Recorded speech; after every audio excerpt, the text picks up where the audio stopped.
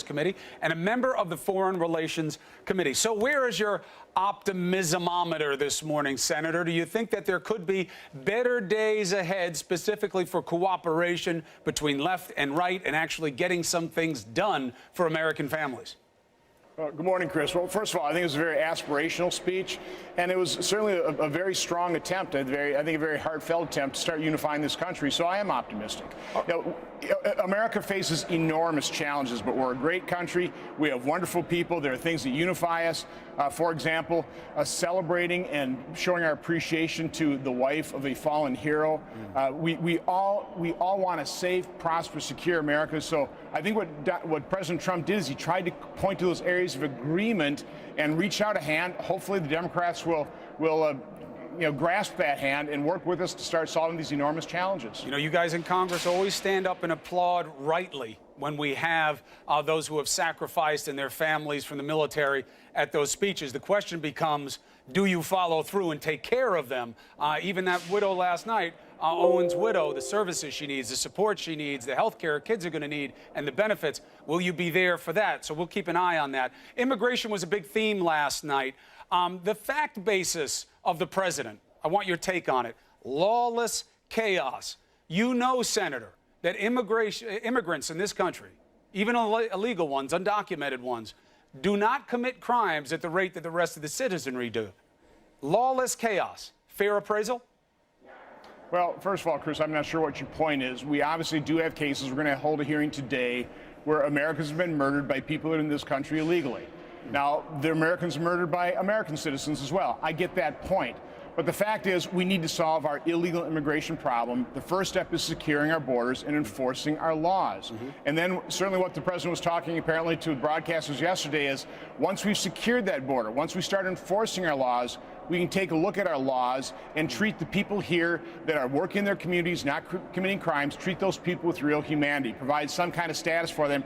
I'm all for that. I'm all for a robust guest worker program because, first and foremost, that eliminates the #1 incentive to come to this country illegally. If you make that a legal process, it's going to be a whole lot easier securing our borders and keeping the bad ones out. And we don't have that revolving door where we've seen time and time again, people have been deported repeatedly, come to this country, they do commit murders, and that's something that we have to stop. But I'm saying the reason I'm bringing it up, to clarify my point for you, is that if you want immigration to be a point of cooperation with Democrats, I think you're going to have to agree on what the fact basis of the reality is. And to say it's lawless chaos just isn't borne out in the statistics. It creates a fear dynamic, and the Democrats resist that. That's why I'm bringing it up. I understand. You know, I'm a business guy. I'm an accountant. I like facts. I like numbers. For example, the Bush administration deported about 10 million people.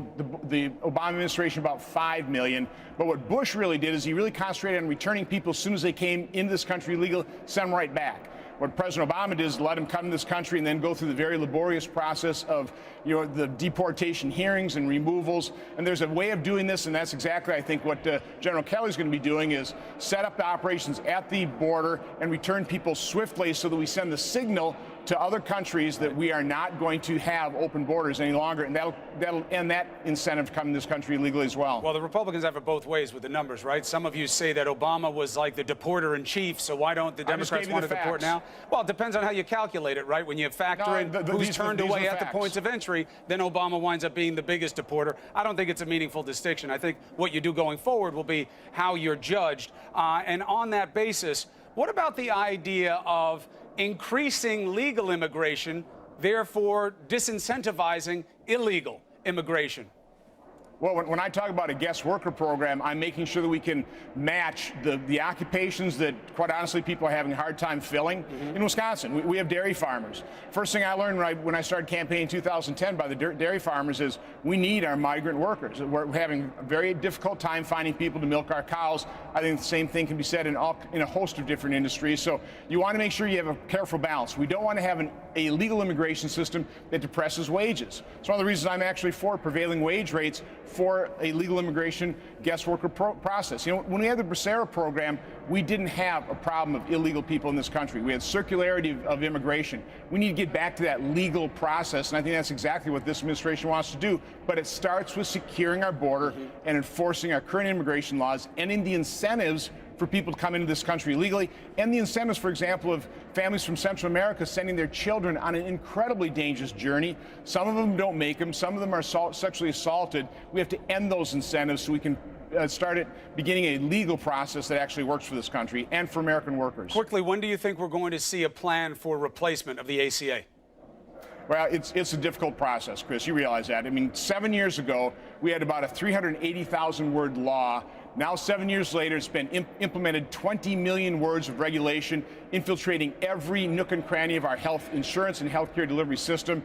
There's been a lot of damage done. Premiums have skyrocketed. I've got a young mom in Wisconsin, had to quit her part-time job so she could afford her $8,000 per year premium increase. Now she's spending a lot of time away from her kids. So we don't hear those stories enough. So there's been a lot of damage. We need to repair that damage. We need to stabilize the insurance markets. We need to stabilize the insurance markets so they can price them for 2018. So this is a very complex process. I'm sorry, it's not quite so simple as one stroke of the pen. We're going to solve all these issues. But just 3 quick points. One, you said you'd do it fast, which is why people are expecting it fast. I never did, Chris. What I said, repair the damage, transition to a process and a system that actually works. Right. And also, you know, the idea of the ACA is a disaster, it's a disaster.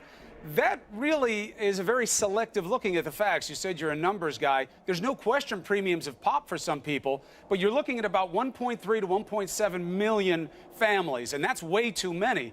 But you have other metrics you can look at that show millions more covered, and that the rate of increase of premiums and cost of health care is less than it was in the prior administration. So it's more of a relative assessment, which drives the criticism. Do you have to throw it all out to make it better? Well, first of all, we didn't need a federal government one-size-fits-all solution to take care of those people that we all want to help. We didn't need that. And because we have this one-size-fits-all system, we have done a lot of damage. We have disrupted the individual market. We have caused those rates to skyrocket. We did cause people to lose their health coverage. Remember those promises. If you like your health care plan, you can keep it. That was a lie. You like your doctor, you can keep it. That also was a lie. So we didn't have to do so much damage to our health provider market or our health insurance market to cover those people. So we need to transition to a system that actually work, that will restrain costs, provide better quality and better access. Right. That's the new promise, is that you'll get as many or more people covered and it'll be cheaper. We'll see. Senator, appreciate you making the case, as always, on New Day. Have a great morning. You too, sir.